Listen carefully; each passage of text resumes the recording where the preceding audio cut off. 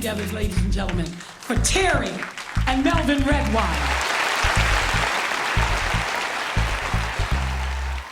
Growing up, it seemed like nobody talked about divorce. We had uncles, and I'm not mentioning any names, but we had uncles who would come to our house to visit, and we never knew who they were going to bring, their girlfriends or our aunties.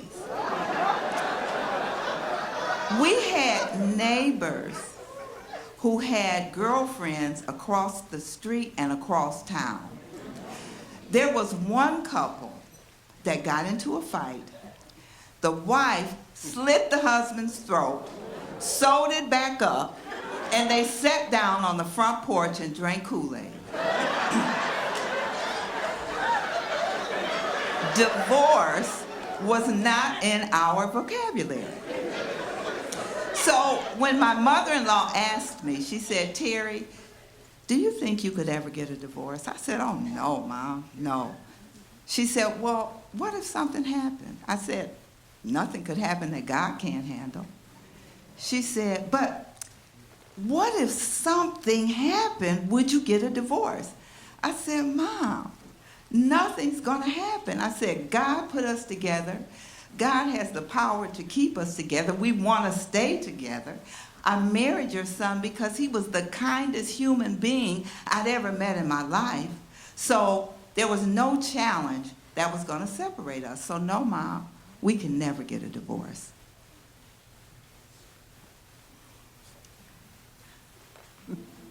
Oh, and my mother-in-law never said a mumbling word. She just looked at me. My mother asked Terri that question because she knew her son. At the age of 17, I was sentenced to 10 to 20 years in Jackson State Prison to be released at the age of 24 after doing 6 years and 4 months. Prior to my release, my auntie come up to visit me. So I said, "Auntie, what are you doing here?" She said, "Well, God sent me to talk to you." I said, "Interesting. I was just talking to God about changing my life." So we talked back and forth, and my auntie decided to leave. 30 days later, she come back, and she bring this beautiful woman with her to visit me. I said, "Auntie, she said, I just thought maybe you need somebody to talk to." And so we went back and forth. I ended up getting Sister Terri's information after the visit, and I would write her, and eventually she started coming to visit me. So our feelings kind of got involved. So we developed a relationship from that point. Then my release date was coming up. My auntie said, "Do you mind coming to stay with me in Detroit?" I said, "No, not at all." So she come to pick me up, and once again, she brought this beautiful woman named Terri with her. Now, Terri was extremely beautiful. Long, pretty hair, gorgeous brown skin. She had a sensitivity that would just get stuck with you. I fell in love with her the first day that I met her. So I get back to Detroit. All of my ride, I was looking at the rearview window at this beautiful woman. We go to church that night. I get my hallelujah, thank you, Jesus, praise on. 2 days later, I get a call from Terri. She said, "How you doing?" I said, "I'm doing great now. I've got my freedom back." She said, "Would you like to go to dinner?" I said, "Of course." She come by and picked me up. We went out to dinner. We ate good. We talked for a while. I said, "But you know, Sister Terri, I really need to get employed." So she said, "Good, let me help you."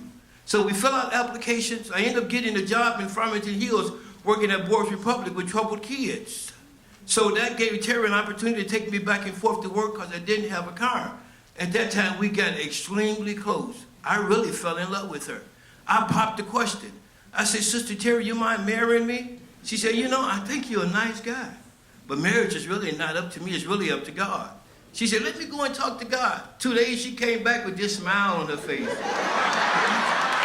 And she said that God said it was okay. So we got engaged. So we got engaged, and engagement lasted a year, and we got married. So one day after work, I come home, and she had this brochure in her hand from this Bible college. This Bible college was Rhema Bible Training Center in Oklahoma, Tulsa, Oklahoma. It was, at the time, just the greatest. So he got accepted. We packed all our stuff, put it in the car, and drove to Oklahoma looking like the Beverly Hillbillies. We got there, he got 2 jobs, we got a nice apartment.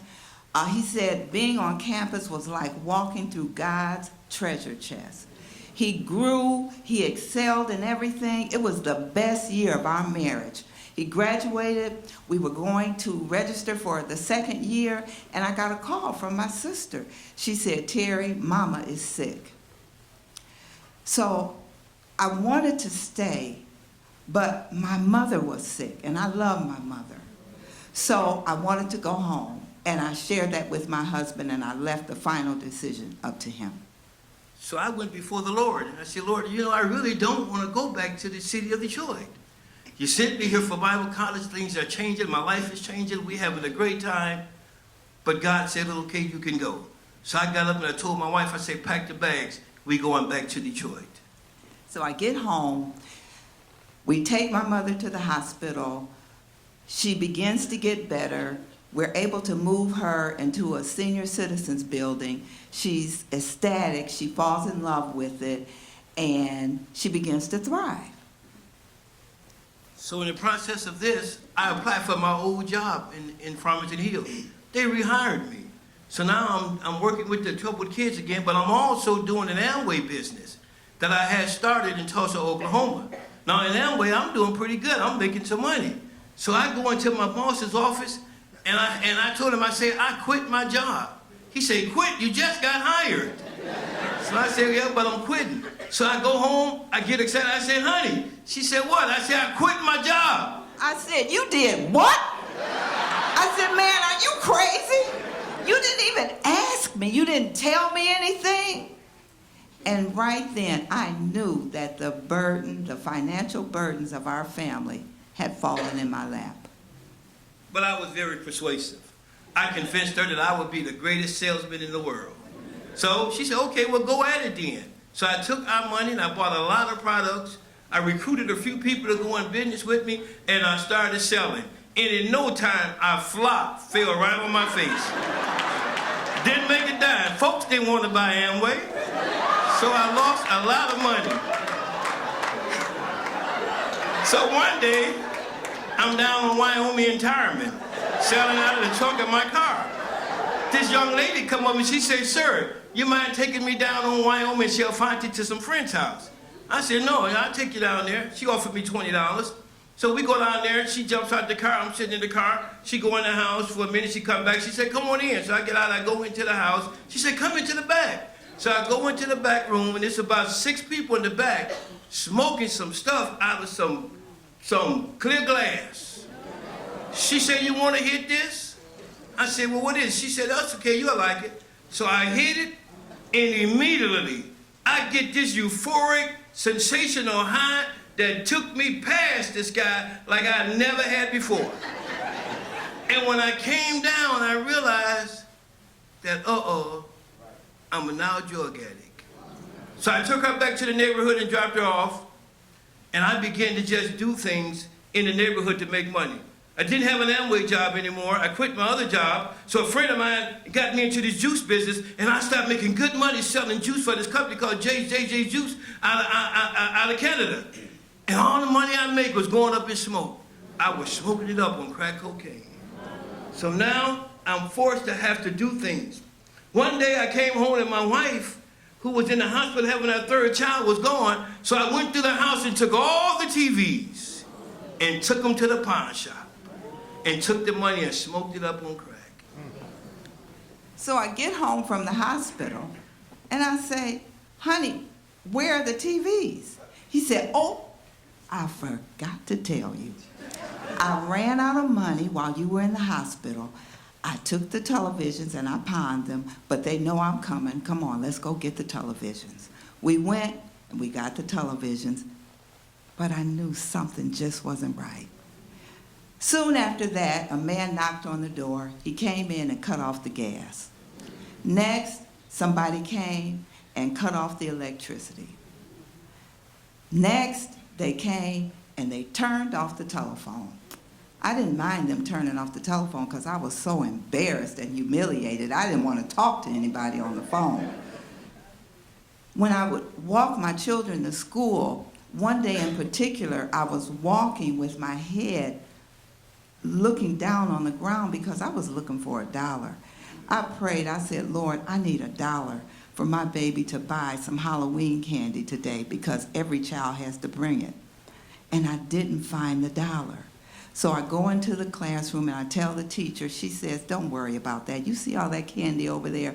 We don't need another bag of candy. I go home, and one night at midnight, it was the final straw. A sheriff knocked on my door, and I thought, oh, Lord, something has happened to my husband. He knocked on my door, and he handed me this piece of paper. He said, ma'am, your home is in foreclosure. I said, no, that's impossible. I pay the mortgage every month. My husband takes it down, and we get that paid every month. And he just walked away. So one night after coming home, being on a crack bench, I come in the house, and she said, I need to talk to you. I said, about what? She said, a sheriff came by and dropped this paper off and said, we don't own a home anymore. I said, well, let me see it. I said, honey, you can't believe those folks. You know, they always doing things wrong. So I said, in the morning, we'll call and you'll see for yourself that we still own the home. I didn't want to tell her that the house went up in smoke because I was cracking it up. That every time she gave me money to go pay a bill, I went and bought crack. So now I'm a everyday crack addict, running the street. Eventually, I saw a good lick that I thought I could get away with. I went to hit the lick, and before you know it, police came from everywhere. Now I'm sitting back in the county jail waiting to see the judge. By now, I have been thinking about suicide and praying for a divorce, but I had not heard from God. One day, it was as if I opened up a fortune cookie, and two people, a prophet and an apostle, called me, and they didn't even know what I was going through.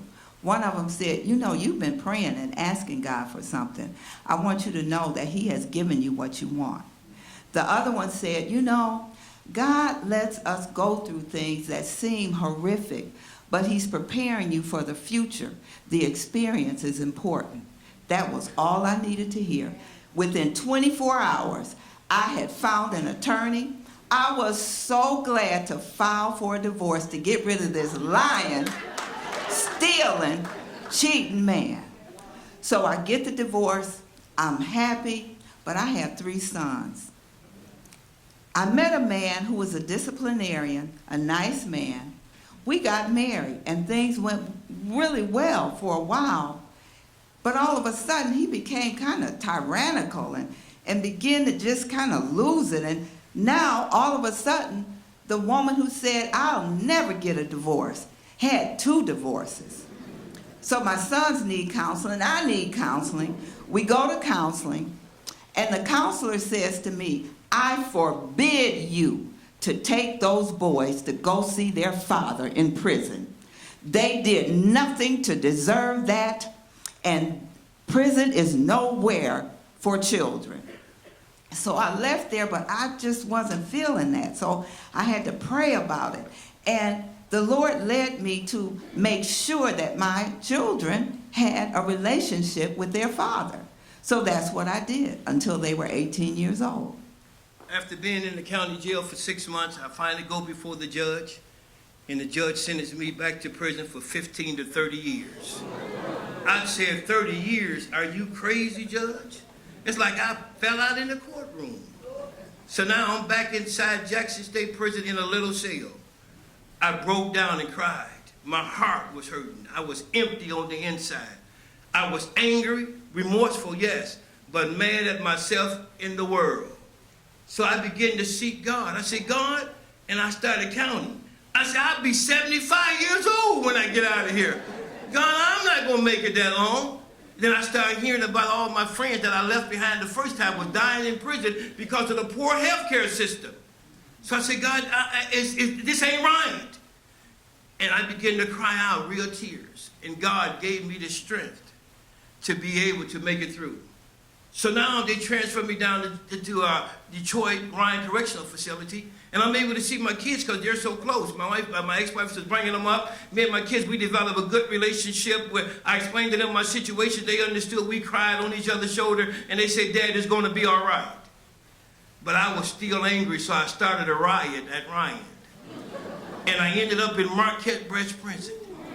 So 400 miles away, she can't bring the kids to see me. My only means of communication was by phone. So I would call and I would say, can I talk with the boys? She said, they're out there going, they're doing boys things, you know. They're 15, 16 at the time. And so I said, well, you got a minute? She said, yeah. I said, well, baby, listen to me. I'm so sorry about what happened. It wasn't me, it was the drugs.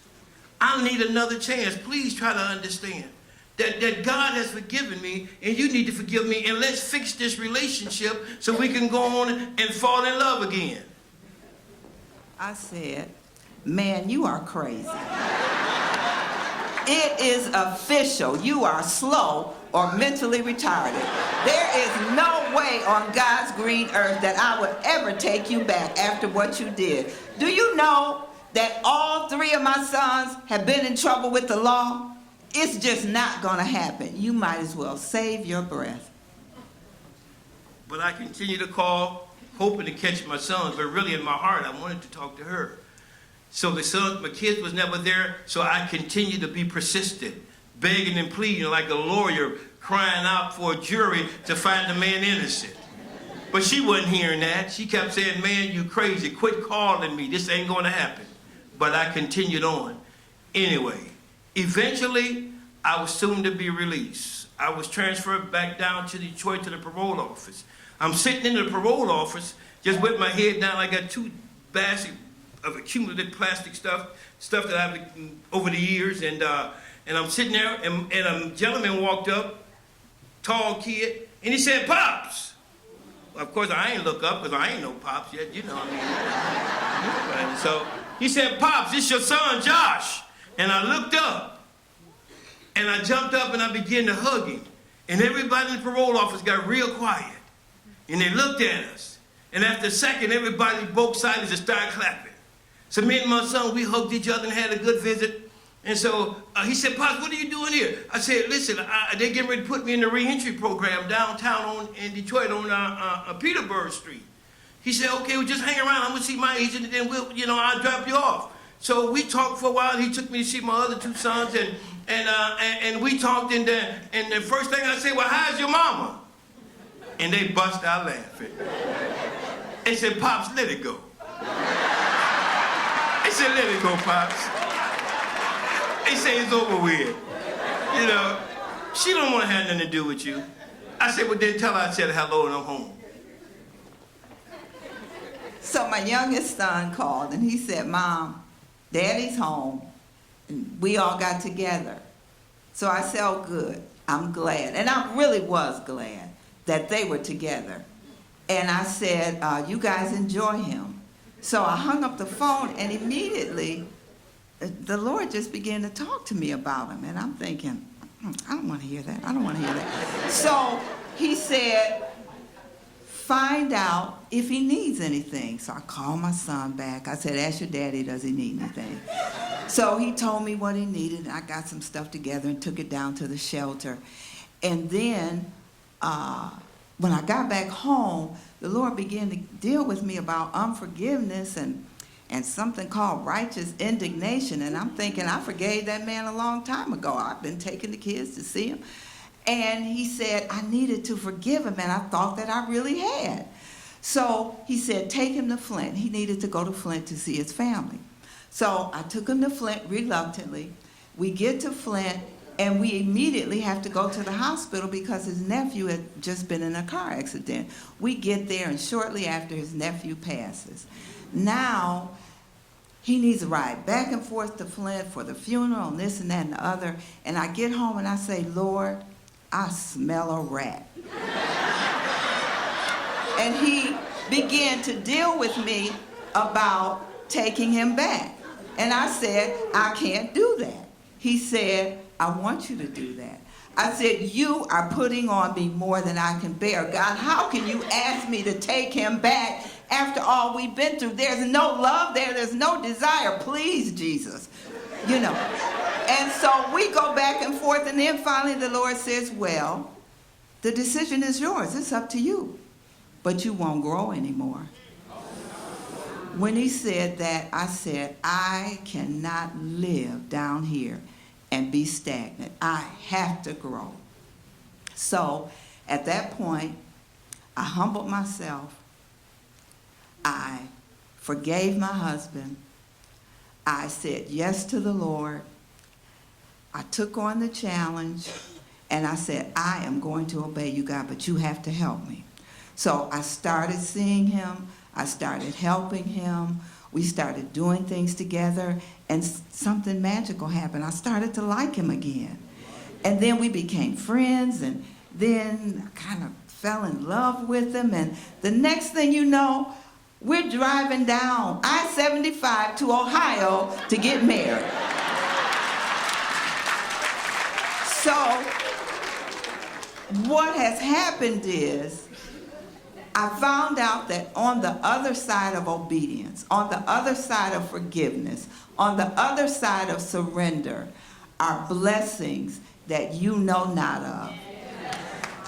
I am so grateful to God that I said yes, that he had faith, and that God has reunited us. It has been magical. I have no words to explain it. And I am so grateful that she obeyed the Lord.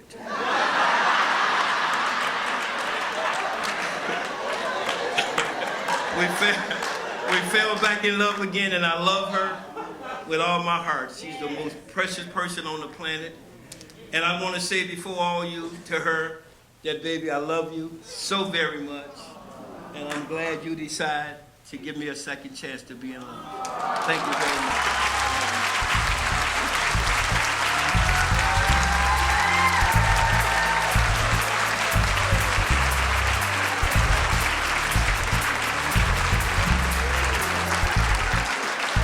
Terri and Melvin Redwine.